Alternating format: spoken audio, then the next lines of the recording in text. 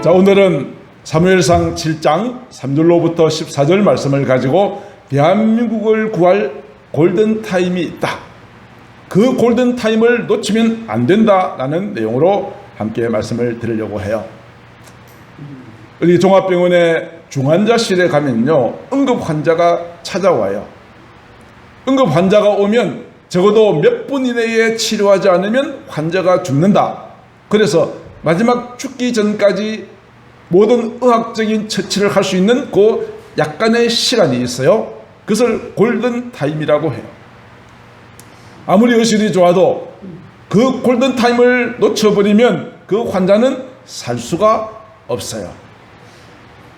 이런 것이 과거의 세월호 사건에서 그런 것이 있었죠. 많은 학생들이 수학여행을 가기 위해서 배를 타고 가는데 그만 그 배가 뒤집혀 버렸어요. 뒤집혀 버려 가지고 이제 해경들이 와서 구조 작업을 하는데, 그 구조 작업을 하는 데는 일정한 시간 안에 구조하지 않으면 안 되는 그런 시간들이 있었어요. 그런데 어찌 되었는지 지체가 무언가 잘못되었는지 몰라도 이 골든타임을 놓쳐서 많은 학생들이 죽임을 당했어요. 오늘 대한민국도 그런 골든타임이 필요할 때가 지금 다가왔다 하는 것입니다. 오늘 그 말씀을 좀 드리려고 하는데, 오늘 본문의 말씀을 약간 배경을 함께 살펴보려고 해요. 자, 이스라엘 민족의 역사를 구약을 통해서 보면 영적으로 어두웠던 암흑기 시대가 있었어요. 여호수아 시대만 하여도 그러지 않았습니다. 모세의 뒤를 이어서 이스라엘의 지도자가 된 여호수아가 가나안 땅을 정복했어요. 말씀대로 가나안 땅을 공격하여서 그 땅을 차지하였어요. 그리고 이제 모든 정복 전쟁을 마치고 땅을 분배하고 난 다음에 여호수아가 이스라엘 백성들에게 특별히 당부한 내용이 있어요. 나는 이제 죽을 때가 다 됐습니다. 여러분들에게 당부합니다. 여러분들은 오직 하나님만 섬기세요. 온전함과 진실함으로 하나님만을 경외하세요. 만약에 여러분들이 과거에 애굽에서 섬겼던 신이라든지 가나안 땅에 있는 다른 신을 섬기면 안 됩니다 라고 특별히 강조했어요. 그러면서 이렇게 고백하죠. 나와 내 집은 여호와만 섬기겠노라. 따라서 하십시다. 나와 내 집은 여호와를 섬기겠노라. 여호수아의 이 결단 있는 고백 속에 백성들도 화답합니다. 네, 여호수아여, 우리도 당신과 같이 결단코 하나님을 버리는 일은 없을 것입니다. 다른 섬기는 신을 섬기는 일은 없을 것입니다 라고 약속합니다. 그래서 여호수아가 살아있는 날 동안에는 그 말씀이 잘 지켜졌어요. 그때까지는 영적으로 깨어 있었던 것이죠. 그러나 여호수아가 죽고 여호수아와 함께했던 세대 사람들이 다 죽고 난 다음에 태어난 다음 세대가 있었습니다. 사사기 2장 10절에 보면 그 세대 사람들도 다 그 조상들에게 돌아갔고 그 후에 일어난 세대, 다른 세대라고 표현합니다. 하나님을 알지 못하는 세대, 하나님이 행하셨던 일을 알지 못하는 세대. 그래서 아름다운 신앙의 맥이 끊어지고 이제는 하나님을 멀리한 채 자기들이 속인의 좋은 대로 살았던 그 세대를 다른 세대라고 표현하고 있으며, 사사기서 21장 25절에는 저들은 어떻게 살았습니까? 애굽에서 나와서 가나안 땅에 갈 때까지 저들은 철저하게 하나님의 말씀을 따라갔습니다. 불기둥과 구름기둥을 따라서 멈추기도 하고 이동하기도 했습니다. 그랬던 그들이 가나안 땅에 이르러서 하나님을 멀리하고 자기 소견에 옳은 대로 행하였습니다. 내가 좋으면 선이요 내가 좋지 않으면 악입니다. 하나님의 말씀과는 전혀 무관한 삶을 살았다는 것입니다. 그리하다 보니 사사기의 역사는 어두운 악의 사이클이 돌아갑니다. 저들이 하나님 앞에 죄를 지었습니다. 그랬더니 하나님께서 그들의 죄에 대하여 주변에 있는 나라들로 하여금 괴롭게 하셔서 압제를 당하게 하십니다. 고통 가운데 저들은 하나님 앞에 간구하며 부르짖습니다. 하나님께서 그들의 기도를 들으시고 사사를 보내서 구원하십니다. 평안을 주시고 나면 또 잊어버리고 또다시 죄를 짓고, 그런 악순환을 계속하여 왔던 영적으로 가장 어두웠던 시대가 사사기 시대라고 볼 수 있습니다. 저는 오늘 이 시대도 사사기 시대가 아닌가 싶어요. 과거에 어려웠던 6.25 이후에 가장 가난했던 시절, 그러나 어느 누구보다도 뜨겁게 눈물로 기도하였던 순수했던 신앙들은 사라져버리고 이제는 편안하게 집에서 유튜브로 예배드리고 편안하게 주일 날 예배 한 번만 드리는 것으로 만족해버리는 이런 시대, 지금 이 시대가 사사기 시대와 다를 것이 무엇인가 하는 생각이 들어요. 사사기 시대가 끝나고 사무엘서에 넘어오면 마지막 사사기였던 엘리라고 하는 사람이 등장해요. 엘리는 대단히 무능한 사람이었습니다. 사무엘상 3장 1절에 보면 엘리의 시절에는 여호와의 말씀이 희귀하여 이상이 보이지도 않았대요. 오늘 이 시대도 그렇지 않는가요? 온갖 방송 매체나 SNS 등을 통하여 수많은 목사님들의 유명한 목사들의 설교가 쏟아져 나오고 있지만 그 가운데 진정으로 십자가 복음, 순수한 복음의 말씀은 참으로 귀한 이 시대가 아닌가 싶어요. 홍수가 나서 땅이 범람할지라도 먹을 수 있는 식수는 부족한 것처럼 말이죠. 사람들은 자기 귀에 듣기 좋은 말만 좋아해요. 그래서 강단에서 회개하십시오, 하나님 앞에 헌신하십시오라고 말하면 듣기 싫어요. 그 말씀 좀 하지 말라고 그래요. 그저 복받는 말씀, 축복의 말씀만 듣고 싶어해요. 그러나 그렇지 않아요. 엘리 시대 때가 그랬단 말이죠. 하나님의 말씀이 희귀하였습니다. 이상도 어떤 계명도 계시도 보이지 않았습니다. 그 시대가 어두웠던 시절의 클라이막스라고 할 수 있는 엘리 시대였습니다. 하나님께서는 이러한 이스라엘 백성들에게 블레셋이라고 하는 나라를 통하여서 그들에게 고통을 주십니다. 아까 그 사이클에서 압제를 당한 부분이 있죠. 이스라엘 백성들이 하나님을 멀리하니까 영적인 지도자들조차도 하나님의 말씀을 계시를 받지도 못하고 제대로 선포하지도 못하니까 압제를 하셨는데 그 압제를 할 때 사용한 나라가 블레셋이라고 하는 나라였어요. 사사기의 이 사이클 가운데 압제를 당하면 그 다음에는 어떻게 가야만 구원을 받습니까? 간구해야죠. 회개해야죠. 그러나 엘리 시대 때는 이런 것조차도 없었다는 이야기입니다. 블레셋 나라가 이스라엘을 공격해 왔어요. 전쟁을 했지만 이기지 못했어요. 성경을 보면은 저들이 블레셋과 전쟁을 하면서 수많은 사상자를 내었어요. 블레셋과 1차 전쟁에서 이스라엘의 군인 4,000명이 죽음을 당했어요. 엄청난 숫자 아닙니까? 4,000명이 죽었다고요. 블레셋과 전쟁에서. 나라가 난리가 났죠. 4,000명이나 죽었으니 말이죠. 그러자 이스라엘의 지도자들은 도대체 어떻게 하면 이 전쟁에서 이길 수 있을까를 생각합니다. 제대로 한다면 어떻게 해야 되나요? 하나님 앞에 회개해야 되는데요. 그 방법이 아닙니다. 그들은 이렇게 말합니다. 하나님의 언약궤가 우리 전쟁터에 오기만 하면 이 언약궤가 우리로 하여금 승리를 줄 것이다 라고 생각을 하고는 실로에 있는 언약궤를 전쟁터로 가지고 옵니다. 언약궤가 무엇이죠? 하나님이 함께 하신다는 상징입니다. 그러나 이스라엘 지도자들은 이 언약궤를 마치 부적과 같이 취급했어요. 부적만 붙이면 악기가 떠나간다고 부적을 지참하기도 하고 가지고 다니잖아요. 저들은 이 하나님의 언약궤를 가지고 오기만 하면 이길 것이라고 생각하였어요. 과연 그러하였을까요? 과연 승리했을까요? 과연 블레셋의 군대를 물리칠 수 있었을까요? 언약궤가 왔는데요. 언약궤가 이스라엘 백성들 가운데 왔는데 결과가 어떠하였을까요? 사무엘상 4장 10절에 보면 그 결과는 너무나 뜻밖입니다. 1차 전쟁에서 4,000명이 죽었다고 하였죠. 언약궤를 가지고 또 전쟁을 했습니다. 이번에도 이스라엘이 블레셋에 패하였습니다. 3만 명이 죽었습니다. 어마어마한 인적 손실을 가지고 온 거죠. 3만 명이 죽었다고요. 그것으로 끝난 것이 아니었습니다. 하나님의 언약궤가 블레셋 사람들에서 뺏겨버리고 말았습니다. 엘리의 두 아들은 전쟁터에서 죽임을 당하고 말았어요. 그 소식을 들은 엘리는 뒤로 자빠져서 목이 부러져서 죽고 말았어요.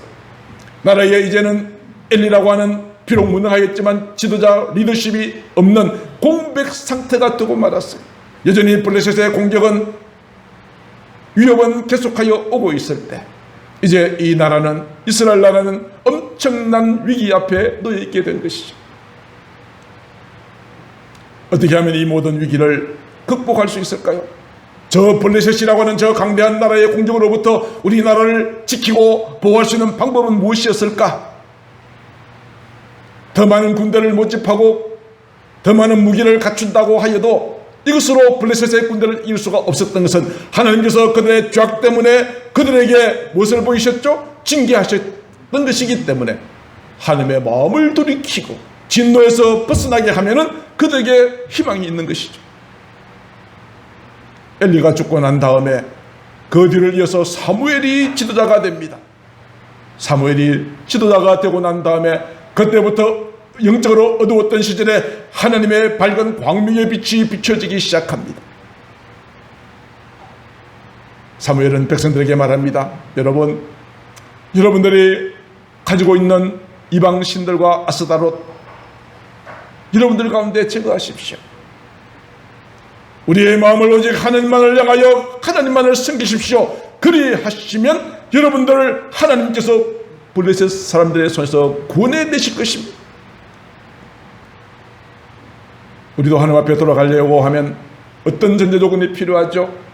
내가 예전에 하나님만큼이나 하나님보다 더 소중하게 여겼던 나의 모든 탐욕과 죄악들을 벗어버려야 됩니다. 제거하고 난 다음에 우리의 마음을 시선을 오직 하나님께로만 향하여 된다라고 오늘 사무엘은 백성들을 향하여 외치고 있는 것입니다. 오늘 여러분들이 버리지 못하고 있는 것들은 어떤 것들입니까? 여전히 불신앙하고 의심하고 시기 원망 불평하는 생각들이 있다면 이것을 제거하시고 오직 여러분의 시선을 여러분의 마음을 하나님을 향하여 올려드리시게 되기를 주님의 이름으로 축복합니다. 그리고 이스라엘 백성들에게 말하죠. 여러분 온 이스라엘이여 미스바로 올라오십시오. 미스바로 모이십시오. 제가 여러분들을 위하여서 하나님께 기도하겠습니다.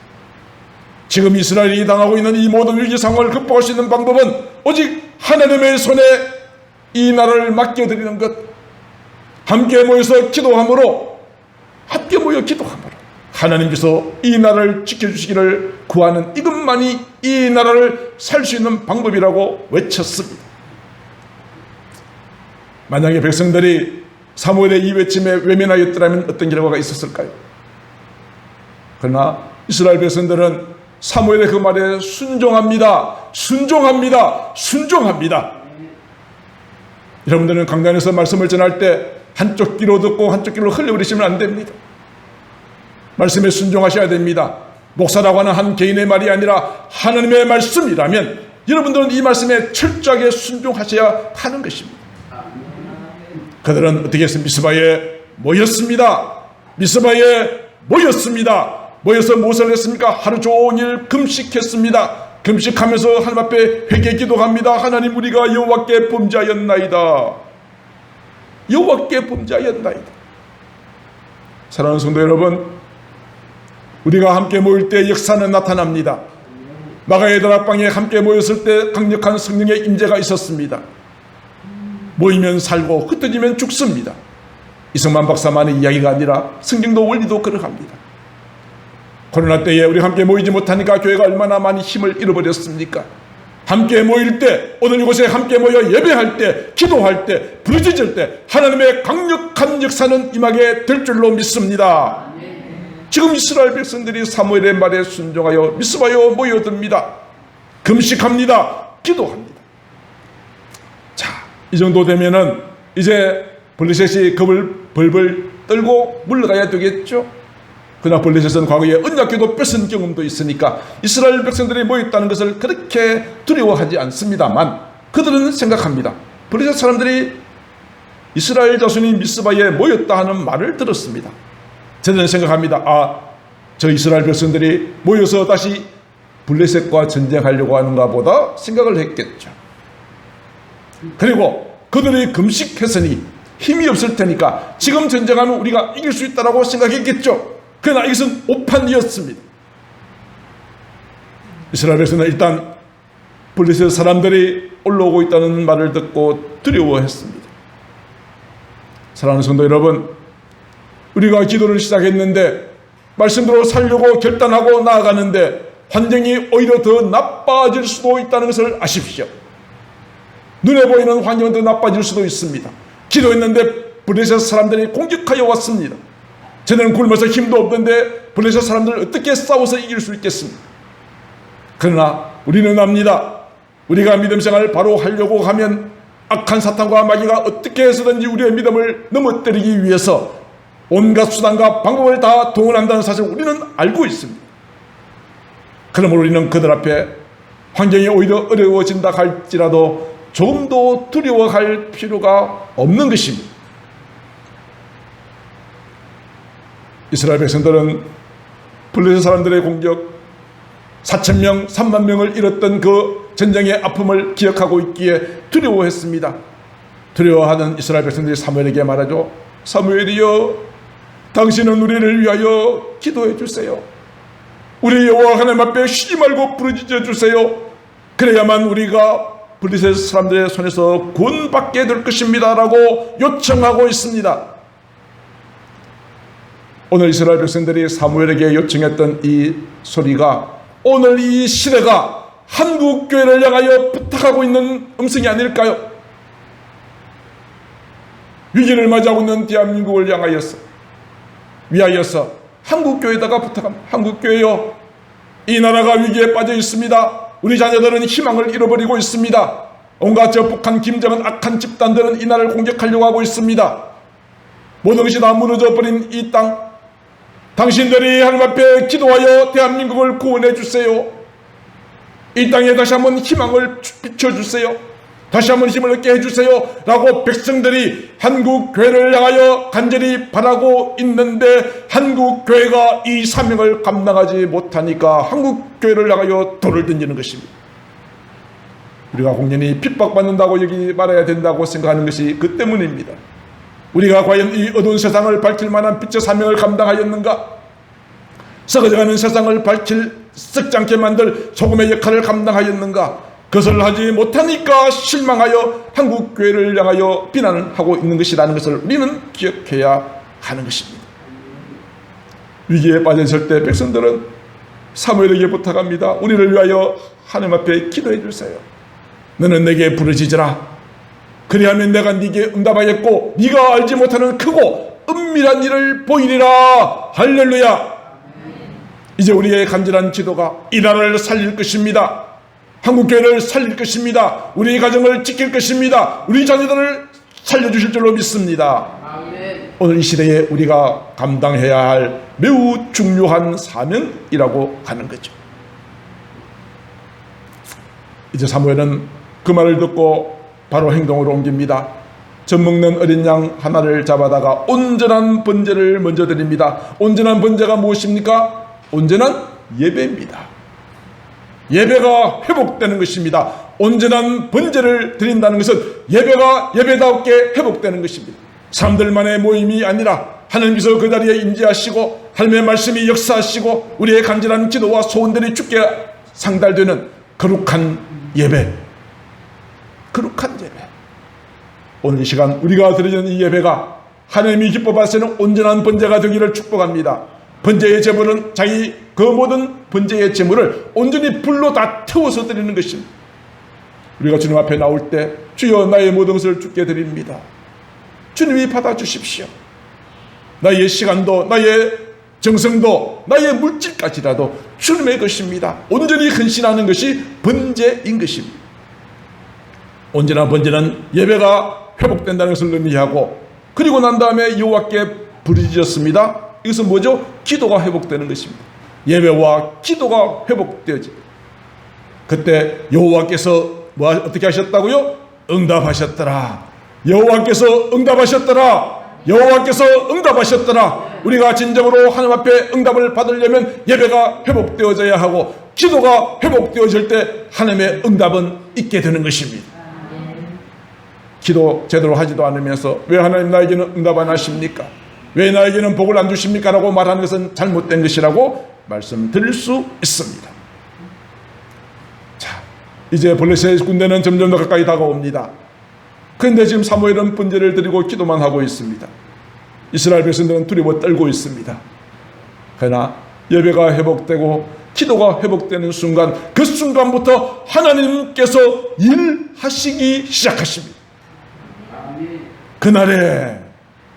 그날에 온전한 번제를 드리고 기도하는 그날에 모든 백성들이 미스바에 모여서 회개하는 바로 그날에 여호와께서 블레셋 사람들에게 큰 우레를 발하여 그들을 어지럽게 하십니다. 우리가 일하실 때 하나님이 앞장서서 나가 싸우시는 것입니다. 우리 힘으로 되는 것이 아닙니다. 인간의 지혜와 방법으로 되는 것이 아닙니다. 하나님께서 블레셋 사람들을 어지럽게 하여서 이스라엘 앞에서 패배하게 하셨습니다. 이스라엘의 승리는 오직 예배의 기도의 승리였습니다. 하나님의 승리인 것입니다. 오늘 그 하나님은 저와 여러분들과 이 시간에도 함께 하십니다. 함께 하십니다. 우리는 그 사실을 조금도 의심하지 않고 믿는 것입니다. 그동안 블레셋 때문에 참 많은 고통을 겪었습니다. 그러나 이제 이 사건 이후로 이제 블레셋은 두 번 다시 이스라엘을 공격할 생각도 하지 못할 만큼 두려워 떨게 되었습니다. 완벽한 이스라엘의 승리가 오게 된 것입니다. 그러자 사무엘은 내가 이 전쟁의 공로자다라고 말하지 않았습니다. 이 모든 전쟁의 승리는 오직 하나님께 있다는 사실을 선포합니다. 그래서 미스바와 셴 사이에다가 돌을 취하여 세웠습니다. 그리고 그 돌의 이름을 에벤에셀이라고 하였습니다. 에벤에셀, 도움의 돌입니다. 하나님께서 도우셨다. 하나님께서 도우셨다. 오늘 여러분의 인생에도 지금 이스라엘 백성들과 같은 어려움이 있다 할지라도 에벤에셀의 하나님께서 여러분을 도와주시기를 주의 이름으로 축복합니다. 하나님께서 도우시면 되는 것입니다. 하나님이 도우시면 됩니다. 됩니다. 됩니다. 하나님께서 도우시면 됩니다. 사무엘은 이 모든 공로를 자기에게 돌리지 않았습니다. 하나님께서 하셨다고 고백합니다. 하나님께서는 그 이스라엘 백성들에게 큰 축복하셨죠. 회복의 복을 주십니다. 그동안 빼앗겼던 땅을 다 회복했습니다. 도로 찾았습니다. 그리고 평화를 주셨습니다. 자, 이게 미스바에서 일어난 놀라운 사건이고 오늘 읽었던 본문의 말씀입니다. 자, 이제 오늘 중요한 마지막 핵심 메시지입니다.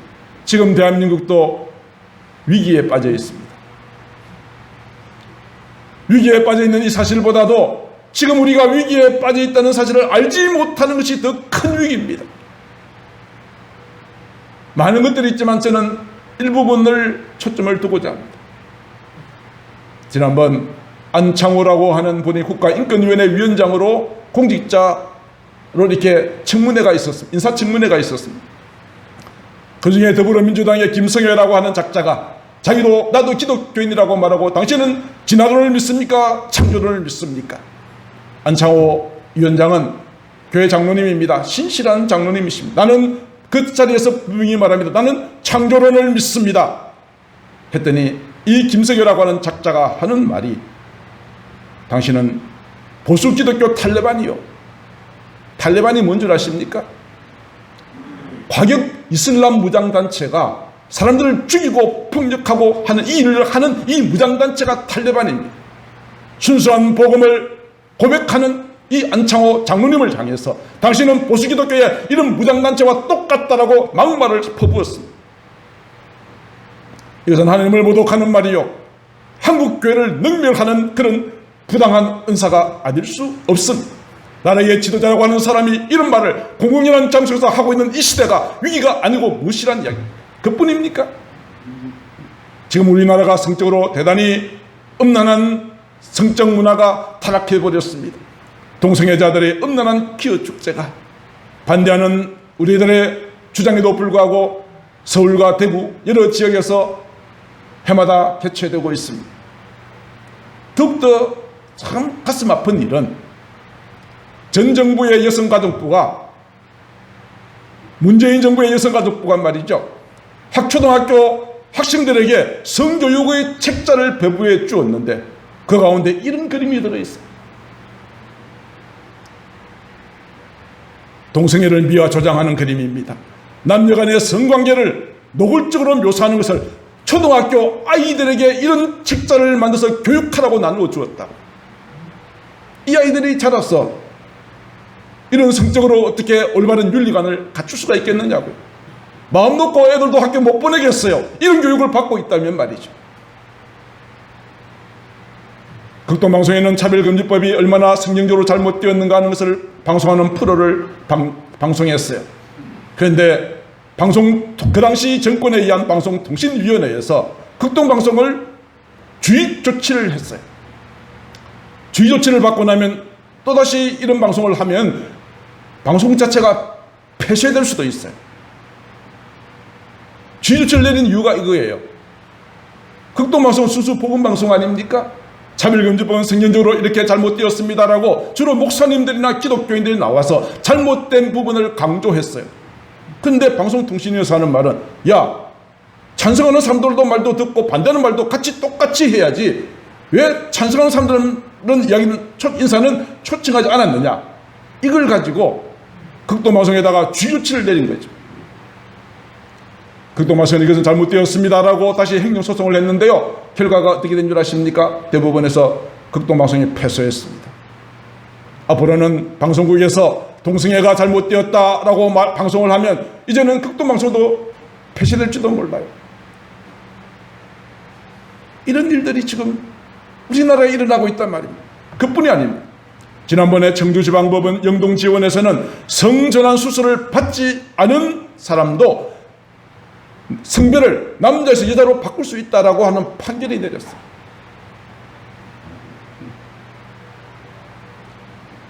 성전환 수술을 받아서 생식기를 이렇게 수술하지 않았는데도 나는 여자로 하고 싶다라고 말하니까 그렇게 해줘야 된다라고 판결을 내렸다고요. 어떻게 생각하세요? 성전환 수술을 했다 할지라도 성별을 바꿀 수는 없는 거예요. 왜요? 하나님께서 남자와 여자를 창조하셨기 때문에 남자로 태어난 자가 나 여자가 되고 싶다 해서 바꿀 수는 없는 거예요.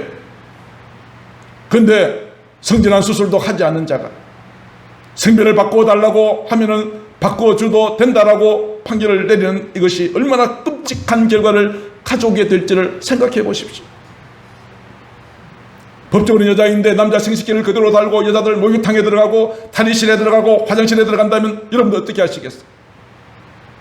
왜 들어갔냐 쫓아내면 나 여자요 하고 이렇게 법적인 수를 내민다면 쫓아내면 여러분들이 걸리는 거예요. 처벌받는 것이 이 동성애법의 대단한 폐해인 거죠. 어느 날 아들이 나 결혼할 배우자가 생겼습니다 하고 며느리라고 데려왔는데 남자라면 어떻게 하시겠어요? 여러분의 딸이 내가 결혼할 사람이 생겼습니다라고 데려온 사위가 여자라면 어떻게 하시겠어요? 남자 며느리 여자 사위를 받아들일 수 있겠어요? 이런 끔찍한 일이 일어나게 될 것은 어린아이라도 초등학생들이라도 다 알 수밖에 없잖아요. 그런데 왜 그렇게 집착하는지. 지난 7월 18일에는 대법원에서 법적으로 남녀가 아니면은 부부로 혼인신고가 안 돼요. 그 동성애자는 남자끼리 여자끼리 살잖아요. 사실 혼관계에 있다고 칩시다. 실제로 법적으로 부부가 될 수 없는 사람이 함께 사는 사람을 건강보험의 피부양자로 올리는 것을 해줘야 한다라고 대법원에서 판결 내렸어요. 7월 18일입니다. 이 판결이 나자마자 동성애를 합법화시켜야 된다고 주장했던 단체들의 환호성을 옮겨서 야 이제 우리가 이겼다라고 말했어요. 이런 상황들을 어떻게 생각하세요? 앞으로 이 나라가 어떻게 될 것인가 걱정 안 되세요? 더구나 생활동반자법이라는 것이 국회에 발의가 되었어요. 이는 과거의 차별금지법에 대한 꼼수 발언입니다. 꼼수 발언이라고 하는 그 이유가 무엇인가를 말씀을 드리죠. 생활동반자법이라고 하는 것을 기본소득당에 있는 용혜인이라고 하는 여자가 발의했어요. 여기에 10명의 야당이 함께 공동 발의자가 되었어요. 더불어민주당의 6명, 정의당의 2명, 진보당과 무소속의 윤미향이까지 10명이 공동 발의를 했는데요. 이 11명 가운데 9명이 과거에 포괄적 차별금지법을 하겠다라고 이름을 올렸던 인물들이에요. 11명 가운데 9명. 왜 여기에 이름을 올렸을까요? 과거의 차별금지법 속에는 성소수자들에 대한 차별하면 안 된다라고 문맥이 딱 들어가다 보니까 기독교와 보수단체가 반대가 심했거든요. 야, 성소수자들까지 그렇게 하는 것은 잘못되었다. 차별 금지한다는 것은 좋은 취지이지만 그 속에 있는 독소조항, 동성애자들, 성소수자들까지 법적으로 보호해준다는 것은 잘못되었다라고 하여서 그만 그 법이 제대로 통과되지도 않고 있으니까 슬그머니 이름을 바꾸어서 동성애자란 말을, 성소수자란 말을 빼버리고 생활 동반자라고 하는 이 그럴듯한 이름으로 포장하여서 이 법을 발의한 것입니다. 그 법의 내용을 보면 이렇습니다. 생활 동반자 관계란, 보십시오. 대한민국 국적을 가진 자, 본래부터 대한민국 사람이죠. 영주권을 가진 자 누구죠? 외국인들도 우리나라에 들어오면 이 법의 적용을 받을 수 있다는 겁니다. 그런데 성년이 된 두 사람, 나이가 이제 성년이 18세인가요? 20세인가요? 성년이 되고 나면 두 사람이 합의만 하면 생활 동반자가 된다 이 말입니다. 동성애자들끼리 합의한 것도 이 속에 포함됐는데 이 법 속에 동성애자, 성소수자라는 말이 들어있지 않으니까 아닌 것처럼 보이지만 이 말 속에 슬그머니 숨겨놓은 꼼수 입법이란 말이죠. 꼼수입니다. 성소수자란 말이 없으니까 아닌 것 같으나 성년이 된 두 동성애자들이 합의만 하면 바로 생활 동반자가 되어서 혼인에 준하는 모든 권리와 의무를 다 주겠다 하는 이야기죠. 합의한다고 했으니 양쪽에서 합의했다가 한쪽에서 나 그만할래 하면 깨지는 거예요. 그러므로 이 생활 동반자를 환영하는 사람들은 그 마음속에 무슨 생각이 있어요? 그저 성년이 되어서 내 마음속에 끓어오르는 이 모든 더러운 정욕을 남자끼리 여자끼리 동반자로 서로 합의해서 같이 살다가 한쪽이 깨버리면 그냥 없어지고 순수하게 자기 자신의 육체적인 정욕을 위해서 이것을 악용할 수 있는 이 법이 생활동반자법, 차별금지법이 이 속에 포함되어져 있는 거죠. 그러니까 차별금지법을 주장했던 사람들 11명 가운데 9명이 이 법에 나도 동의합니다라고 함께 발의했다 이 말입니다. 이 모든 것들은 얼마나 잘못되었는가. 이것은 당장 우리나라 헌법을 위배하는 거예요. 헌법에 보면 이렇게 되어 있습니다. 혼인과 가족 생활은 개인의 존엄과 양성의 평등을 기초로 합니다. 양성이입니다. 동성이 아닙니다. 남자와 여자를 통하여서 혼인과 가족 생활을 중화하고 있는 것이 우리나라의 헌법이에요. 그런데 생활동반자법이라고 하는 그럴듯한 꼼수 법안을 가지고 동성애자들끼리도 합의만 하면 결혼에 준하는 권리와 의무를 법적으로 주어야 한다는 이 법은 헌법에 엄격하게 위배가 되는 내용인 것이죠. 창세기 20장 27절에 하나님이 사람을 창조하실 때 자기 형상대로 사람을 창조하시되 남자와 여자를 창조하셨습니다. 성은 하나님 주신 성은 바꿀 수 있는 것이 아닙니다. 남자와 여자를 통하여 창조된 이것이 최초의 가정입니다. 결혼은 반드시 남자와 여자의 결합을 통해서만 이루어지는 것입니다. 남자와 여자를 통하여 이루어진 그 가정에 어떤 축복을 주셨습니까? 그들에게 복을 주셨고 그들에게 말씀하시기를 생육하고 번성하여 충만하라 그랬습니다. 동성애자들이 자식을 낳을 수 있나요? 동성애자들이 생육할 수 있나요? 아니잖아요. 오로지 인간의 자기의 더러운 정욕만을 위하여서 동성애라는 것을 합법화시키고 하고자 하는 이 모든 의도는 하나님의 말씀에 얼마나 잘못된 것인지를 우리가 알아야 한다는 것입니다. 사도 바울도 특별히 로마에 있는 교회에 편지를 보내면서 이 성적인 타락을 신랄하게 비판합니다. 1장 24절에 그들의 마음에 정욕, 더러운 것, 서로의 몸을 욕되게 하는 것, 이 모든 것들은 한마디로 뭐죠? 성적인 타락이잖아요. 마음에 끓어오르는 정욕을,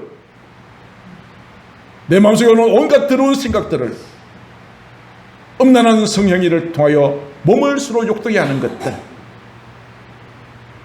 동성애는 지금만 있는 것이 아니고 과거에도 얼마든지 있었다는 거죠. 로마 시대도 있었단 말이죠. 사도 바울이 있을 그 당시에도 있었습니다. 로마서 1장 26절에 여자들끼리의 동성애를 이렇게 표현합니다. 하나님께서 그들을 부끄러운 욕심에 내버려 두셨다라고 하면서 여자들도 순리대로 쓸 것을 바꾸어 영리로 썼다. 무슨 말일까요? 여자들은 모든 성관계를 남자와 하는 것이 맞는 것인데 영리로 썼다는 것이 여자들끼리도 동성애 했다는 이야기죠. 남자들도 똑같아요.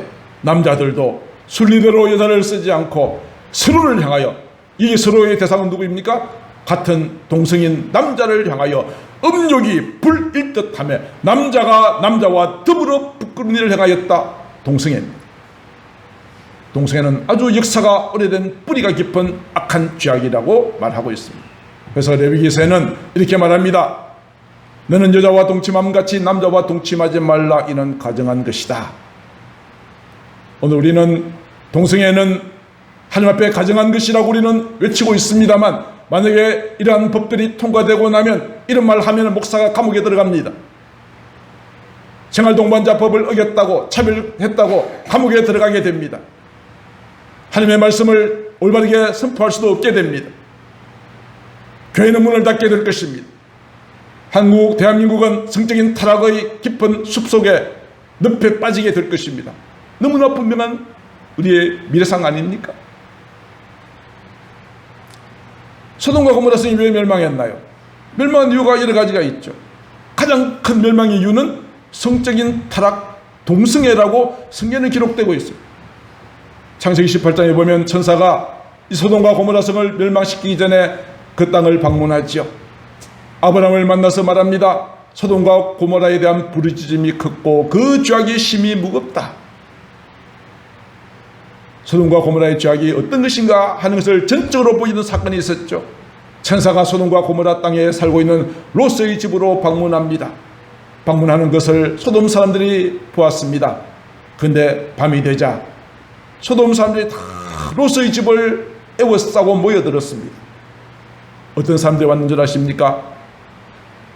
소돔 사람이 노소를 막론하고 나이 든 사람이나 어린 아이들도 다 모여들었습니다. 원근에서 멀리 있거나 가까이 있거나 다 모여들었습니다. 다시 한마디로 말하면 뭐죠? 소돔성 전체 사람들이 다 모여들었습니다. 왜 모여들었을까요? 환영해 주려고요? 아닙니다. 그들이 말합니다. 롯을 불러서 말합니다. 오늘 밤에 너희 집에 손님이 왔지? 우리한테 내보내라. 우리가 그들을 상관하리라. 무슨 상관을 하는 것일까요? 상관한다는 말이 동성애 하겠다는 것이며 집단으로 성폭력이 일어나게 되는 이런 절박한 상황에 이르게 되어진 것이죠. 소돔 전체가 이런 성적인 타락에 빠져 있습니다. 이 나라의 법이 동성애를 조장하고 이 나라의 정치가들이 동성애를 합법화시키려고 하는 제정하는 역할을 하고 있고 한국교회가 이를 선포하지 않고 백성들이 여기에 매몰되어 있고 아이들은 학교에서 이상한 교육을 받고 있고 이렇게 되어진다면 소돔 백성들처럼 노소를 막론하고 원근에서 함께 모여서 이러한 성적인 이런 죄악을 범하지 않으리라고 누가 보장할 수 있겠어요? 그렇지 않습니까? 그래서 천사가 그들에게 말하죠. 그들에 대한 부르짖음이 하나님 앞에 크게 들렸다. 하나님께서 이곳을 멸망하실 것이다. 멸망시키시려고 우리를 보내셨다라고 그렇게 이야기합니다. 과거 인류 역사를 주름잡았던 강대국들이 있었죠. 그 나라가 다 멸망하게 되어진 이유 가운데 오늘 지금 함께 보실 영상은 성도덕이 타락했다. 이것 때문에 나라가 멸망했다라는 이야기를 드리려고 합니다. 잠깐 영상을 보시겠습니다.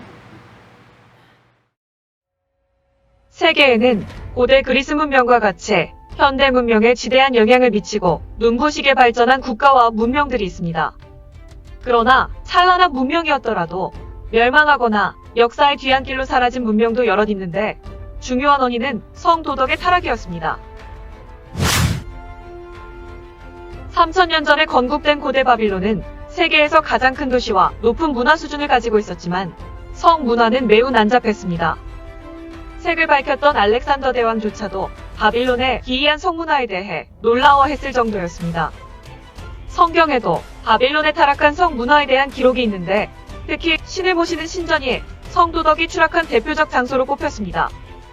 바빌론의 여성은 아프로디테 신전에 성 제물로 바쳐져 신이 지켜보는 신전에서 낯선 남자와 성행위를 해야 했습니다. 여성들이 신전에서 남자를 기다리면 남자들이 여성을 선택해 매춘을 하는데 여성은 남자를 거부할 수가 없었고 신전에서 행위를 한 여성은 창녀로 취급되지 않았습니다. 여성들은 혼전 성관계가 유행이었으며 바빌로니아인의 결혼은 일부일처제였고 여성은 결혼하면 남편만 따라야 했습니다. 만약 여성이 간통하다 들키면 나체로 물속에 빠뜨리는 처벌을 받았고 심지어 익사시키기도 했습니다. 그러나 남성들은 신전 같은 곳에서 쉽게 매춘을 할 수 있었습니다. 사회 전체에 이런 풍조가 만연했기 때문에 바빌론 사람들은 국가의 안위와 외부 침략에는 전혀 관심이 없었습니다. 결국 페르시아의 침입에 대항할 힘이 없어 멸망하고 대다수 왕족들은 포로로 잡혀 죽었습니다. 고대 이집트의 멸망도 같은 이유입니다. 이집트의 마지막 여왕인 클레오파트라 7세는 권력을 유지하기 위해 자신의 이복 동생인 프톨레마이오스 13세와 프톨레마이오스 14세와 결혼했습니다. 그녀는 두 남편과 함께 사는 동안 문란한 생활을 했으며 귀족들에게도 이런 풍조가 만연했습니다. 이에 불만을 가진 프톨레마이오스 13세 신하들이 쿠데타를 일으켜 클레오파트라를 축출하려 했으나 그녀는 왕위를 지키기 위해 로마 집정관 출신인 율리우스 카이사르를 유혹해 결혼하고 동맹을 맺었습니다. 기원전 44년 율리우스 카이사르가 암살당하자 클레오파트라는 카이사르 후임자인 안토니우스의 정부가 되어 또 동맹을 맺었습니다. 클레오파트라는 총 4명의 자녀를 두었는데 3명은 안토니우스 사이에서 1명은 카이사르 사이에서 태어났습니다. 결국 악티움 해전에서 패배한 안토니우스와 클레오파트라는 자살했고 카이사르와 낳은 아이는 처형되고 나머지 아이는 흩어졌으며 고대 이집트는 멸망하고 맙니다. 고대 로마 제국도 음란한 풍조와 성도덕이 타락하면서 국가는 위기에 빠집니다. 역사가 에드워드 기번에 따르면 당시 로마에는 2300명이 동시에 목욕할 수 있는 카라칼라 목욕탕이 있었습니다. 여기서는 남녀노소를 불문하고 옷을 다 벗고 함께 목욕을 할 정도로 음란한 사회 풍조가 만연했다고 합니다. 또한 20만 명의 매춘부가 거리를 행진하는 매춘부 기념회, 성기념회, 동성애 결혼을 국가에서 인정하면서 동성애자 축제도 열렸습니다. 로마 귀족의 여성들은 원로원에서 일하는 절반의 남성들과 무분별한 관계를 가졌으며 남성들 부인 또한 마음껏 문란한 생활을 저질렀습니다. 결국 이처럼 방탕한 사회로 많은 성병과 질병이 발생했고 많은 사람들이 불임이 되어 출산율이 감소하기도 했습니다. 고대 로마 기록에 따르면 35개의 왕족이 결혼한 후 절반 이상이 자녀가 없었습니다. 나머지 공주도 아이를 낳았지만 아이들이 죽거나 장애가 생겨 건강한 아이가 거의 없었으며 결국 왕실의 대가 끊어지게 됩니다. 1세기부터 로마의 출산율이 감소하기 시작해 로마 인구는 지속적으로 감소했습니다. 로마 제국이 끝날 무렵 인구는 매우 적었고 노예들은 끊임없이 반란을 일으켰으며 외국의 침략도 잦았습니다. 그러나 로마 왕들은 방탕에 빠져 군대 임무를 게르만족 용병에게 맡겼는데 용병들은 점차 힘을 키워 군대를 장악했고 로마인들이 통제할 수 없을 정도로 막강한 세력이 됐습니다. 내부 분쟁으로 395년에 로마 제국은 동서로 분열됐는데 동로마는 독자적으로 발전했지만 서로마는 외부 세력에게 넘어갔습니다. 동로마 제국은 콘스탄티누스 대제가 비잔틴 제국을 세워 도덕성 회복 정책을 펼치면서 천년 동안 국가가 지속됐습니다. 동로마 제국은 서로마 제국을 구하기 위해 468년 바다로 군대를 파견했지만 실패했고 결국 서로마는 게르만 이민족에게 점령당해 476년에 멸망합니다. 오늘날에도 성해방 사상의 영향으로 매춘, 간통, 동성애, 강간, 소아성애 등 온갖 타락한 성범죄 뉴스들이 가득 차고 있습니다. 역사가들은 오늘날의 성도덕 타락 현상은 과거 역대 국가들보다 더 심각할 정도로 추락했다고 지적합니다. 이런 일이 계속된다면 우리가 지금 살고 있는 사회의 미래는 과연 어떻게 될까요? 자, 이제 말씀을 정리하려고 합니다. 실제로 동성애법이 통과된 나라들에게서 일어난 수많은 실제 사례들이 보도가 되고 있습니다. LA의 한 한인교회를 담임하는 목사가 동성결혼을 반대했다는 이유로 파면당했습니다. 캐나다의 어느 고등학교에서는 이러한 동성애 정책을 반대하는 16세 학생에게 무기정학 처분을 내렸습니다. 스웨덴에서는 엄마 아빠라는 말 대신에 부모 1, 부모 2 명칭을 쓰게 합니다. 7세 되는 아들의 성전환 수술을 막으려고 했던 아버지가 법원에 의해서 양육권을 박탈당합니다. 성진환 수술도 받지 않은 남자가, 동성애자가 나 여성 탈의실을 이용하겠다고 주장하는 이런 일들도 보도되었습니다. 우리나라가 이런 동성애가 합법화되어지면 우리나라도 이런 일이 일어나게 될 것입니다. 그동안 동성애를 합법화시키려는 법원의 판결, 국회의 입법 제정 시도 과거에도 있었고 지금도 진행 중입니다. 동성애법이 제정된다면 대한민국은 성적 타락과 가정 파괴가 초래될 것입니다. 하나님의 진노가 대한민국을 망하게 할 것입니다. 아무리 경제 강국, 군사 강국이라 할지라도 하나님께서 진노하시면 이 나라는 온전히 서지 못하게 될 것입니다. 이제 마지막 골든타임이 우리 앞에 놓여져 있습니다. 아직은 대한민국을 살 수 있는 시간이 있습니다. 기회가 있습니다. 우리가 이 기회를 놓치면 안 됩니다. 10월 27일, 10월 마지막 주일입니다. 서울의 광화문에서 200만 모든 기독교 한국교회가 함께 모여서 기도하는 이런 일들이 진행되고 있습니다. 이미 모든 기독교 교단의 총회에서 모두 적극적으로 지지합니다라고 하는 지지 성명이 발표되었고, 모든 교회들이 관심을 가지고 직접 현장에 가서 한국교회가 여전히 살아있음을 보여주어야 막말을 퍼붓는 저 악한 지도자들이 정신을 번쩍 들게 할 것입니다. 야, 이거 함부로 했다가는 큰일 나겠구나. 대한민국은 마지막까지 이런 영적인 청정지역으로 남아있어야만 합니다. 이번 연합예배는 부산의 세계로 교회의 손현보 목사님이 처음에 주장하셨고, 모든 교회 교단들이 함께 동참합니다. 광화문에서 모입니다. 정치적인 모임이 아닙니다. 오직 한국교회를 살리고 대한민국을 살리겠다는 그런 마음들이 함께 모여서 기도하는 그러한 일로 10월 27일 여의도에서 이 모임이 있게 될 것입니다. 그동안 우리가 읽었던 본문의 말씀대로 사무엘은 나라가 위기에 처해 있을 때 말했습니다. 미스바로 모이라 그랬습니다.